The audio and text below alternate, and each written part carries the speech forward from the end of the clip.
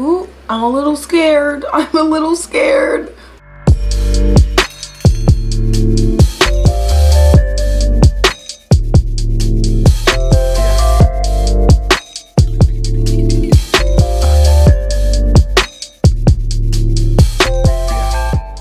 Hey y'all, so I'm about to try some new products that I got recently, so I wanted to hop on here and actually show them to you. The first one is my skin prep, so it's going to be this SPF called Skin Aqua, and I have used this for a number of years, but this Skin Aqua Gold is a new version that they came out with, and this one is actually waterproof and sweat proof. This one is their Super Moisture Essence, and the normal texture of this sunscreen is actually more of a gel.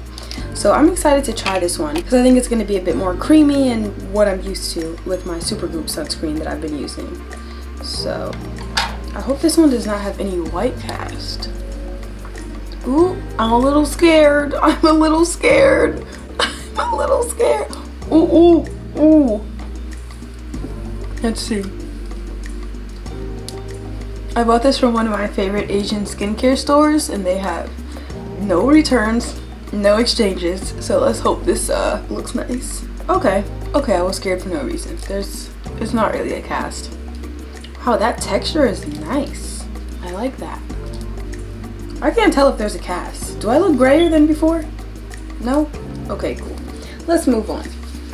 Then I'm just hopping in with my normal concealer, doing my brows before we start off with the new NARS foundation that I got. And I'm excited to try that one because it is their light reflecting foundation, so it's supposedly the same kind of foundation concept that more brands are getting into now, which is skincare infused makeup. So that's what we're going to try today. You know what? I really like the texture of this Skin Aqua sunscreen. I find that right now when I'm applying my concealer, I almost feel more of a grip feeling than I usually do. Is this a dupe for the Milk Makeup Hydro Grip Primer? Let me find out. Let's see. Yeah, it really does feel like my makeup is sort of sticking better than it usually does. And similar to the Supergoop Play Lotion, this one is also SPF 50. As you can see, oh, that's the other side. Literally labeled not even in English. SPF 50. I like that. My skin looks good. This is good skin prep for makeup. I don't know if I would wear this if I am wearing no makeup at the time because it did have a little bit of a color when I first applied it, as you guys saw. But underneath makeup, this feels really good.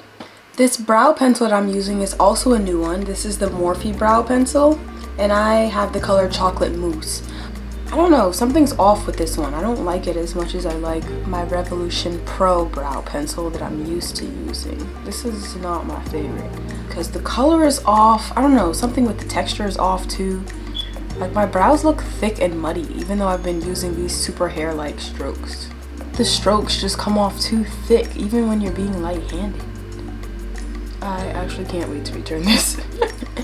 Oh, my brows look so strong right now. How much do I have to brush it to get it to pipe down? Oh, I basically brushed all of it out. I don't know why it still looks so fake and blocky. You think because I only spent $10 on it, I'm not gonna return it? No girl, I don't keep anything that I don't like. So next up, we have our new NARS Light Reflecting Foundation. So this foundation supposedly is a skincare makeup hybrid formula. So it's meant to obviously blur the skin, make your skin look great and even and smooth, but they're saying that over time it will also improve your skin. We have oat, which is very anti-inflammatory, known for reducing redness, which is great. We have Japanese lily turf. Japanese lily turf is mostly used in products to help out with your moisture barrier, so it's like a moisturizing ingredient. And then there's also cacao peptides and milk thistle. I've been seeing those in a few different products recently, and they're saying that those two ingredients are known to help reduce the damage you get from blue light, like your phone, your computer screen, supposedly. I don't know, I haven't looked enough into the science of that as to how makeup or skincare will protect us from blue light. I feel like that would just have to be a certain type of sunscreen with an additional type of filter to do that. But if they're saying this makeup can do that, then that's what they're saying. So yeah, they're claiming that it is 70% skincare ingredients and 30% of just regular makeup to make it a foundation. I went on Sephora and did the shade finder, and they said that my shade was medium deep 3.3, otherwise known as Caracas. Is that how you pronounce that? Caracas? I don't know, I just always feel like when I do that shade finder, I'm always suspicious of it at first, and then when I get the foundation, it's perfect. I thought that I would be a darker shade than this, like Macau or, you know, one of the other ones, but we'll see. As for texture, so 2 pumps, it looks like this. I thought that it would be a lot more watery than this is actually. I thought it would be similar to the Ilia skin tint. This one, when it comes out, is super drippy, so I thought that this foundation would be more similar to this. But it's actually pretty medium weight, like a normal foundation. So let's see. Does that not look too light? Every time I do that shade finder, I feel like they give me one that's slightly too light. Then when I blend it out, it usually ends up looking perfect, so I'll have some hope. That smells weird. What is that, coconut? Blending this out. Oh wow, that's very pretty. That is, I thought that it was the wrong shade. This is perfect. I need to stop doubting the Sephora shade matcher. You know what? I wonder if I can get away with wearing this with no other makeup and just have it look like skin. Because you know, certain foundations, when you put them on, by the time you have them on, you need concealer, you need bronzer, like you need other products to really bring it together. But this is one of those that you might be able to get away with just wearing by itself if you don't have time to do a full look. The texture is nice. It doesn't feel heavy. It's very lightweight. It looks like medium weight when you pump it on your hand, but when you wear it on, like, I don't feel like I have a whole bunch of makeup on right now. And I'm gonna go in with all of my other normal products, everything else the same, just so that when I judge my makeup at the end of the day, I know how this foundation alone is performing.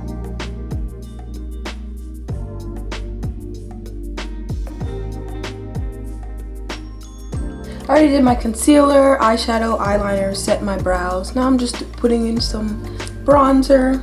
You know what this feels like an improvement of? I just thought of this. This feels like a less greasy, more coverage, longer lasting version of NARS Sheer Glow foundation. This is like 10 times better than that one. Sheer Glow, I will give it its kudos because they're one of the first foundations I've ever heard that purposely had that skin-like finish and would allow your skin to shine through. But it was so greasy that there was no way that anyone with a normal or oily skin type could possibly enjoy the Sheer Glow foundation. This one, on the other hand, feels like it's going to stay for a longer amount of time because that Sheer Glow is way too greasy and I don't recommend it to anyone. And then for our lip product first impression today, I have one of the new Huda Beauty liquid matte lipsticks. So I'm used to, when I see liquid lipsticks, I automatically reach for a burgundy, a red, a deep brown sometimes. But I wanted to try this hot pink one because, I don't know, it's a shade that scared me when I saw it on the rack, so that's what I wanted to try. Step out of my comfort zone a little bit. And this is the shade, shade is Trophy Wife. It looks like this. This might be a little bit gray tone for my skin. I'm kind of scared. All right, let's try it. The texture feels kind of thin. I can't tell yet if it's going to be a comfortable thin or the type of thin that's dry. I don't like this color. I don't like this color. Do y'all see that? Like, I don't like the way it settles in. Okay, you know what? The texture is very comfortable. It goes on super lightweight. It doesn't feel like it's drying your lips out. It doesn't feel like it's settling into your lines. Whereas liquid lipsticks like ColourPop, for example, lipsticks like that, you feel it as soon as you put it on that it is drying and it is super matte. And yes, it'll stay all day, but at what expense? The expense of your lips' moisture. This one, I will say, it doesn't feel like it's drying your lips out, but it looks like it because look. I just put it on a few seconds ago and it already just like settled into every single line on my face, and the color also is not the best for my skin tone. I'm not a fan of this. This one's definitely going back, and let me wipe this off and put something better on. You know what I'm gonna use to wipe this off so that I don't have to ruin my makeup? These Alley-Oop. I got these in the mail and they are actually makeup removing cotton swabs. So you know how usually if you mess up your eyeliner, you can sort of go in with a cotton swab and like clean up the corners there?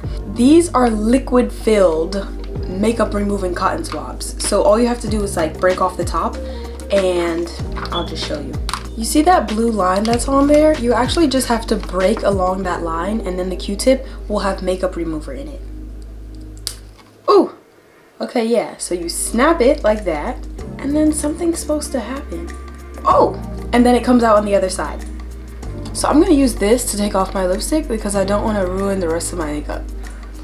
And these allow you to get so much more precise with your makeup removing. I like this. This is so convenient because now I can take off just the lip color that I didn't like and don't have to redo my foundation around my whole mouth.